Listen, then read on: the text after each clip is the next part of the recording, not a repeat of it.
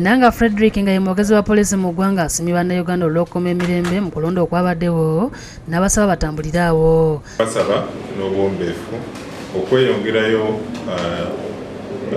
n'empisa ze baayolesa mu kiseera ekyo n'okutambulira wansi w'amateeka agafuga eggwanga lyaffe.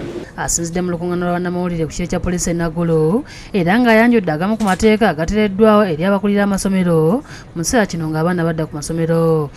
Ekyokulala kye kyokuba nti amasomero gonna galina okulaba nga galina ebifo ebiyingirwamu n'ebifulumya abantu n'emmotoka nga binywevu bulungi nnyo nti oli tamala gavaayo nagalaale najja n'ayingira essomero nga bw'ayagala n'afuluma.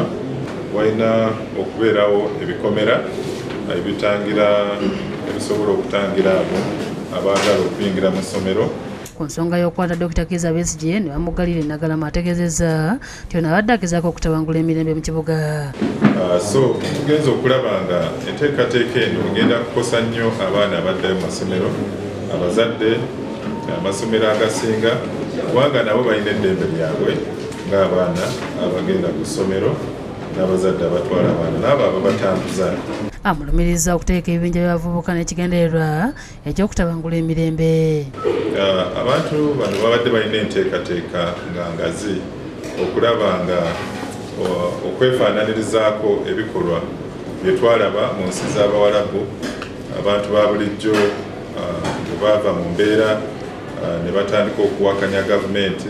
Wano mu kibuga Kampala abantu bazzeemu okudda ku mirimu gyabwe wabula nga babazadde baali tebannajjumbira kuzza abaana ku masomero nga bamu beekwasa embeera y'ebyobufuzi eriwo nga bagamba nti ensimbi zibuze ssaako n'okutya nti wayinza okuba obutali butebenkevu. Abaana bakyasaliseemu katono naye nga bulijjo babeera bangi okusingako wano. Wadde nga abaana abaziba ku masomero tebannabeera bangi bo bakola ogw'okusaabaza abantu ate bapaaluusizza ebisale. Betwogeddeko nabo bategeezezza nti ekibawongezezza ssente bwe kuba nti akalipagano k'ebidduka kangi ate nga n'abantu abatambula bakyali batono.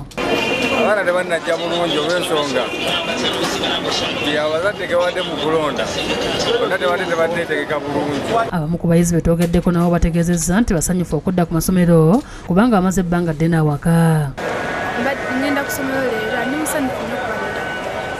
Sulaiman Mutebi ne Ismail Nsubuga be bakusakidde eggulire lino ku Lwabukedde TV.